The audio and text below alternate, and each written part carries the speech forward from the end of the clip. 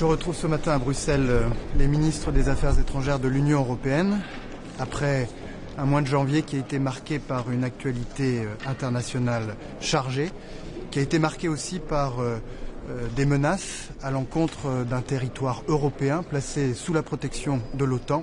le territoire du Groenland, dont le Premier ministre, accompagné par la Première ministre danoise, était hier à Paris, reçu par le Président de la République, qui leur a exprimé la solidarité pleine et entière de la France et de l'Europe. Et dans ce contexte de brutalisation du monde, au-delà de la solidarité que se doivent les pays européens au terme des traités européens, mais aussi de leur appartenance à l'OTAN, il me paraît essentiel que la Commission puisse affirmer avec beaucoup de calme, mais aussi avec beaucoup de fermeté, que lorsque les intérêts essentiels de l'Union européenne ou de ses États membres, intégrité territoriale, intégrité des processus électoraux, autonomie de décision, lorsque ces intérêts essentiels seront atteints, eh bien qu'elle mobilisera tous les instruments, tous les moyens dont il dispose, et certains sont très puissants, pour faire échec à de telles atteintes. Ça n'est en aucun cas escalatoire, c'est une manière, dans la clarté, dans la fermeté et dans l'unité, de dissuader toute nouvelle menace sur ces intérêts essentiels. Avec les ministres des Affaires étrangères, nous aborderons évidemment la situation en Ukraine,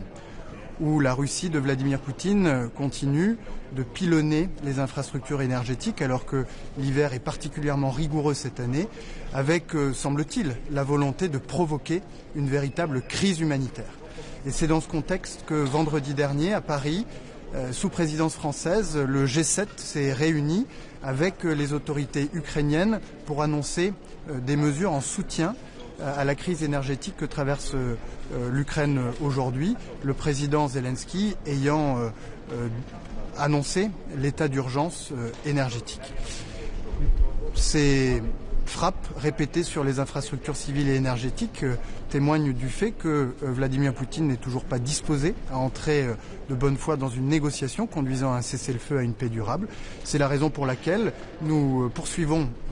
notre travail pour que le 20e paquet de sanctions à l'encontre de la Russie soit aussi puissant que le 18e et le 19e, avec des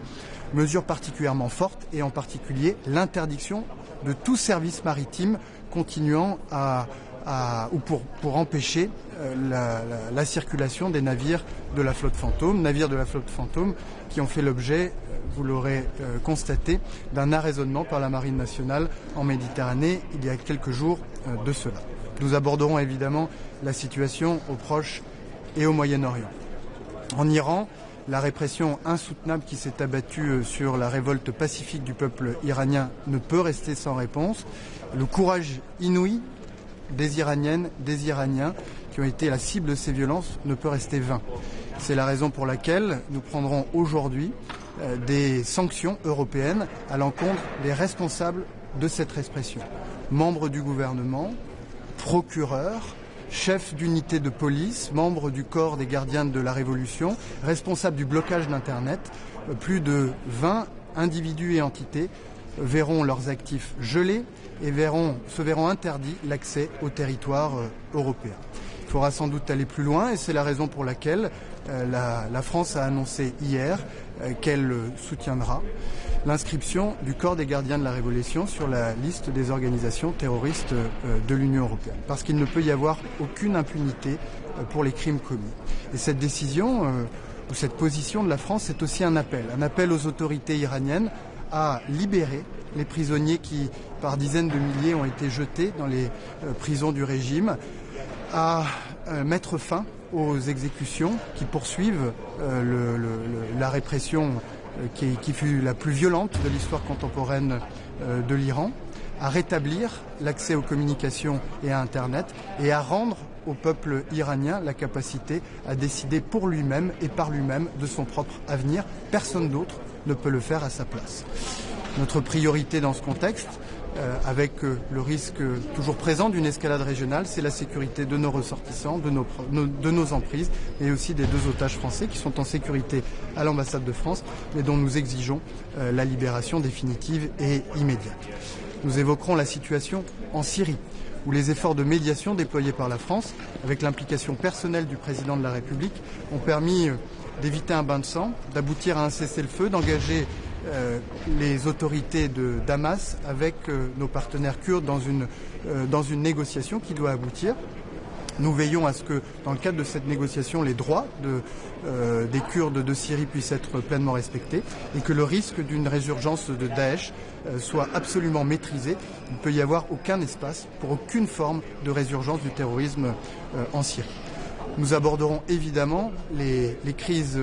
humanitaires tragiques qui déchirent le Soudan et la région des Grands Lacs. Et puis, je me réjouis de constater que le régime de sanctions contre la criminalité organisée et le narcotrafic que j'ai initié il y a quelques mois poursuit son parcours administratif et que nous serons au début du printemps en capacité de prendre les premières désignations. Je vous remercie beaucoup. Monsieur le ministre, une seule question.